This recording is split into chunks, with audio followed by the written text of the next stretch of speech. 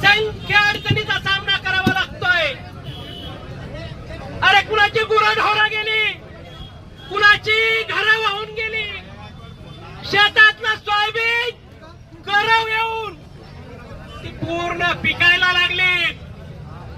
अरे मग सरकार आपल्याला मदत काय करतंय? 8,500 रुपये। अरे बाबांनो, त्या 8,500 आपल्या कापसाच्या बिगा उभ्या होत्यात का? का सोयाबीनचं पेरायचं बियाणं होतंय?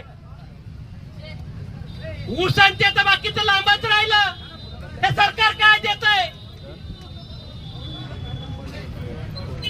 मला एक प्रश्न आहे सरकारला।